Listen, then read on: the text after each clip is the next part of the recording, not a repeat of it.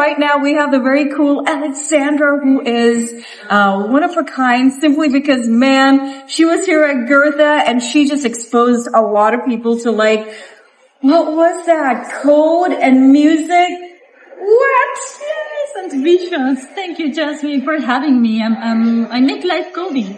So I was invited to play here by the Goethe Institute and to bring what I do to the different audiences, and I'm very happy to be here showing you how I make music with code, and I also make visuals with code. And so I want to show how you can use code creatively. Wow, so is coding, doing music via code, is that like a global phenomenon right now? Yeah, it is a global phenomenon. It started 20 years ago in England and in Germany, and then in the universities. So it started with composers and computer scientists. And once they realized that they could make code create changes in the music, immediately started the practice of live coding. So 20 years ago, there were only a few people in Europe, and then it boomed. Mainly because it's open source software what we use. So the open source philosophy is there, hacking philosophy of sharing, transparency, that everyone is invited to do it, so it's very inclusive. And this is what has made it boom around the world, especially in where it started was in Mexico, outside of Europe. And in Mexico, like 15 years ago, wow, there was a big boom of this, and then the whole Latin America. But then also we have people in Japan, we have people in India, and we have a few coders here in Sri Lanka that are here present, and I hope tomorrow come for the workshop that I'm giving tomorrow. So there's a lot of people everywhere, and we're all connected through the internet. So we have to the internet. We have now Telegram, Signal. Now we're moving to Signal. Okay. And we're always constantly changing, but everyone is in their best disposition to help each other, no matter where you are, no matter who you are. What's important is that you have interest in this. Okay. And do you live code music at raves and concerts? Yes, because I'm a composer, so I mainly make concerts of contemporary music. But then when I discovered live coding, I saw people making electronic dance music with it. And that's when I decided I want to learn to make beats to make people dance. And this is the algo rave. Is the algorithmic rave. So that's what it's called, that's man. What it means. It was actually a joke from these people in England. And then they were like, oh yeah, we should make beats. And they started making beats, and now we have these amazing parties of live coders. So we are using code to write music to make people dance. So we have this kind of nerdy parties that are very fun because you see the code and you see what they are doing. Oh, right. Mm-hmm. But you guys handle both, the music and the visuals. At the beginning it was more each one do their own thing. So I always make sound mainly. But because we're teaching each other how to use the tools, more and more people are doing audiovisual sets, no? So no matter if they are visual artists or musician or nothing, but most people are doing audiovisual sets because the community is very useful in teaching each other how to do things. So, but originally we were one for sound and one for visuals. Okay. That sometimes, we still do that. Okay. And so what do you think is the future of algo raves and algo rave artists? Is that what you call yourself? Yes. I'm a live coder and an algo raver. And what an algo raver means that I make music for people to dance. Electronic dance music. And my favorite genre for this is techno. But there's other people who make, I don't know, like house or break beats or even jungle, like it's very fun to explore all these kinds of genre of electronic music in a dance setting. What was the question again? What do you think is the future? The future, yes. I think this is growing a lot. I think in the future this will be become hopefully a little more mainstream. And hopefully we have this more in schools as a class at schools where kids can start from very early, learn how to communicate with a computer in a creative way. Not only for economic reasons or to make a more efficient product, but to make art.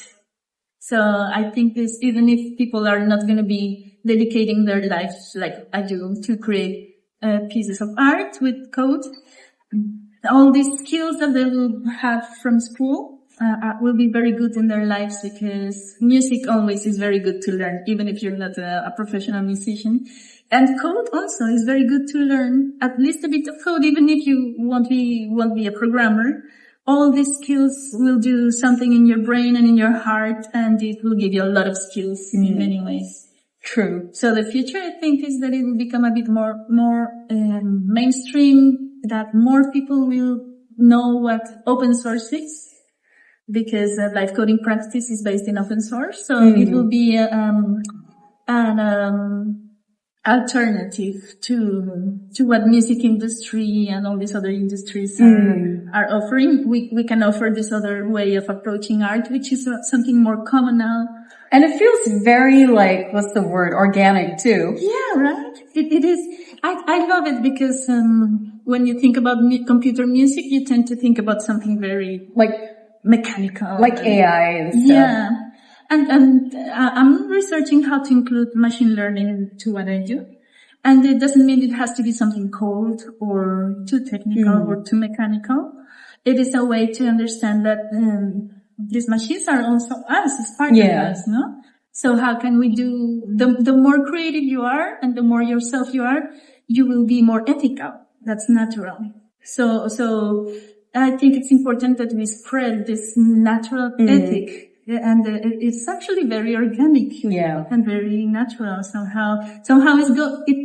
This whole setting of open source and community brings you back to nature. Wow. That was deep. One final question before I let you go. Who is your top 3 favorite,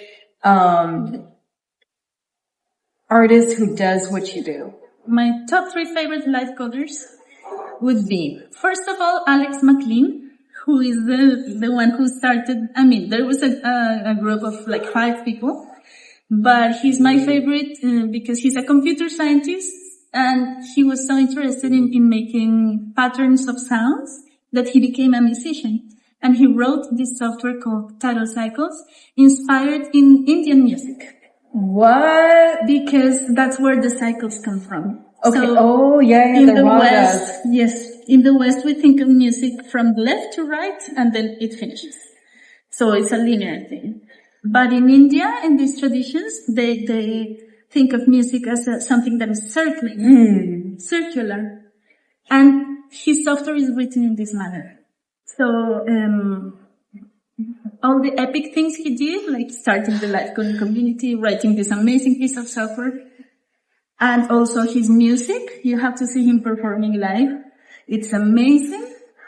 And all the things he does for the community. So it's not just that he makes amazing music, but all that he is. So he's my number 1, as you can see. Then second, I would think, someone from the United States called Switch Angel, who is, my favorite, composer of in Strudel, which is the software we're gonna see tomorrow at the workshop. So they are creating amazing music. That would be my number 2. And my number 3, I think, not a musician, but a visual artist. Is Antonio Roberts from the UK. He makes amazing visual sets, and the way he uses pure data, actually. He uses pure data mostly for making visuals. And it's mind-blowing. Yeah, so I would say those 3. But the list is long. Well, this had to be like the shortest interview podcast situation, but it was really nice talking to you, and maybe next time when you come to Sri Lanka, you'll throw a proper rave, like a coder rave. Definitely. We have to make an algo rave here. Algo rave, that's what it's called. I really want to come back.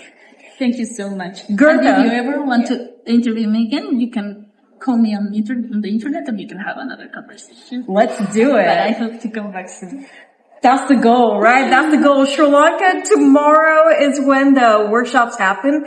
Hopefully Goethe will have some seats. If not, it was nice meeting you. All the best for tomorrow. Thank you, Jasmine. Thank you so much for this beautiful interview. See you soon.